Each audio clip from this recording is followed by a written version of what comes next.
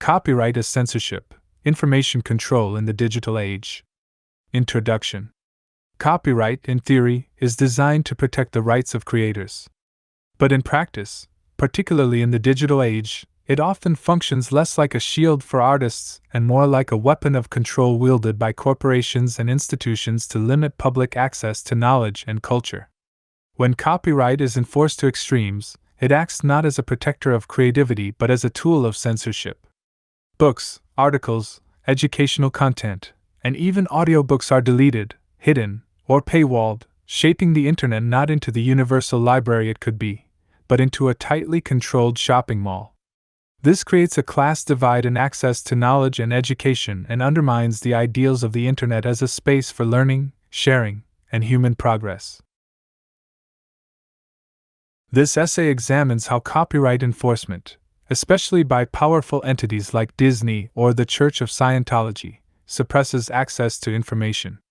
It looks at how YouTube audiobooks are silenced, how academic knowledge is locked behind institutional walls, and how Aaron Swartz paid the ultimate price trying to free it.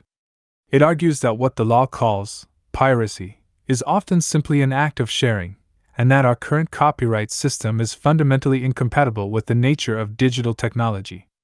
Ultimately, it asks, who owns human knowledge, and who gets to decide who has access to it? The Internet as a library, or a mall. The Internet was originally seen as a digital commons. Tim Berners-Lee envisioned the web as a place to share knowledge, where information could be freely exchanged and built upon. In the 1990s and early 2000s, this vision was still alive. Libraries posted digitized books, forums archived rare documents, and communities built encyclopedias like Wikipedia. Computers, by their nature, are copying machines. Every digital action is a copy, opening a file, loading a page, streaming a video. But the legal framework surrounding copyright is built for scarcity, not abundance. It was crafted in an analog era, where duplicating a book or a film required physical effort and expense. In the digital world, copying is effortless and instantaneous. This creates a fundamental tension. Computers want to share, copyright wants to restrict. So instead of evolving the law to match the technology, we criminalize the natural behavior of the machine. The result is a slow transformation of the web from a library to a mall. Instead of reading a book, you rent it. Instead of sharing a film, you buy a license to stream it. Instead of accessing research, you're told to pay $49.99 for a PDF. Copyright enforcers claim they're protecting artists, but often they're protecting monopolies. Digital book burning, when copyright deletes culture. Strict copyright enforcement doesn't just restrict access, it erases content. YouTube channels that post full-length audiobooks, even of older or public domain works, are routinely taken down. Archive.org, a digital library that offers access to millions of books, movies, and academic papers, has faced lawsuits attempting to shut it down for lending books the same way physical libraries do. When content is removed from the internet, it often vanishes completely. In this way, copyright can function like digital book burning. The metaphor isn't a stretch. While not driven by ideology like historical book burnings, the effect is similar. Information becomes inaccessible, especially to those who can't afford it otherwise. This is particularly evident in education. Entire fields of study are locked behind academic journals and textbook paywalls. A biology textbook can cost $300. JSTOR charges exorbitant fees for access to articles, many of which were written by scholars funded by public money. This information exists. It's already been created. But copyright law prevents it from being shared, even when sharing would cause no harm to the original. If anything, it would help humanity. Aaron Swartz, martyr for the free knowledge movement. Aaron Swartz understood this contradiction. A brilliant programmer and activist, he believed knowledge should be free and accessible to all. In 2010, he used MIT's network to download millions of academic journal articles from JSTOR with the intention of making them publicly available. He didn't profit from it. He simply believed the public should have access to research it had often paid for through taxes. For this, the U.S. government charged him with multiple felonies under the Computer Fraud and Abuse Act. Facing decades in prison and financial ruin, Swartz took his own life in 2013. His death became a rallying cry for the open access movement. But nearly a decade later, the core issue remains unresolved. Academic knowledge is still locked away, and those who attempt to free it still face legal threats. Swartz's story highlights the moral failure of our copyright regime. Instead of rewarding those who expand access to knowledge, it punishes them. Instead of promoting education, it criminalizes it. YouTube, audiobooks, and the silencing of knowledge. YouTube could be the greatest library of audiobooks ever assembled. It has the infrastructure. It has the audience. It has creators willing to read and share books. But copyright strikes prevent this from happening. Entire channels have been demonetized or deleted for uploading public readings of books, even when those books are in the public domain.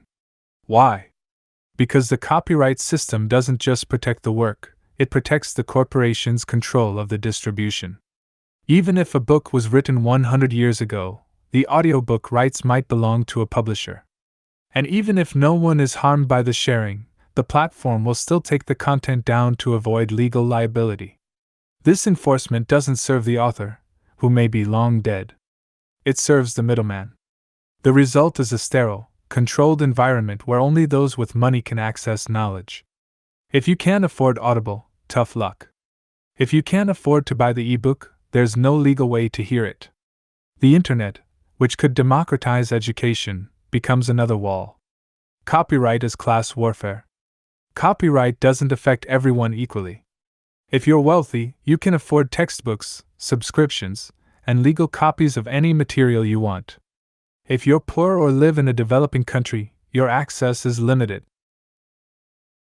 This creates a knowledge gap that reinforces inequality.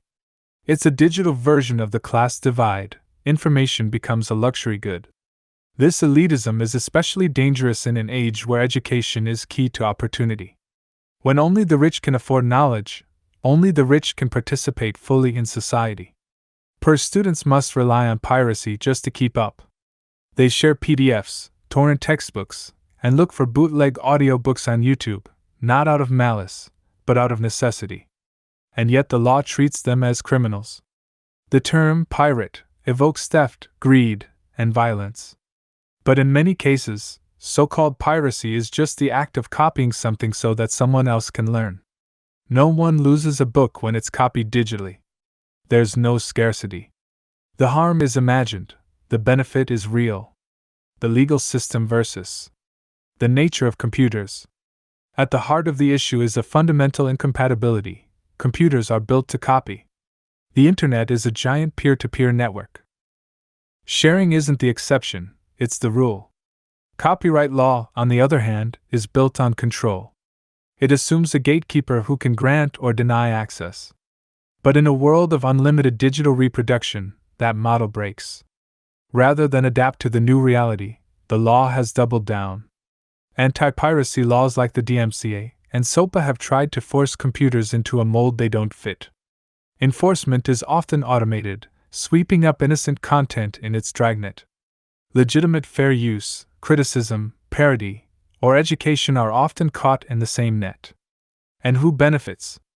Mostly corporations. Disney, for example, has lobbied aggressively to extend copyright durations so that its intellectual property never enters the public domain. The Church of Scientology has sued people simply for posting excerpts of its texts online. These aren't protections for creators, they're protections for institutions that want to control narratives. Reimagining knowledge as a public good. The current system is broken. But the alternative isn't chaos. It's cooperation. It's understanding that knowledge, culture, and education are not finite resources to be hoarded. They're public goods that grow when shared. We need new laws that reflect the reality of the digital age. Shorter copyright durations.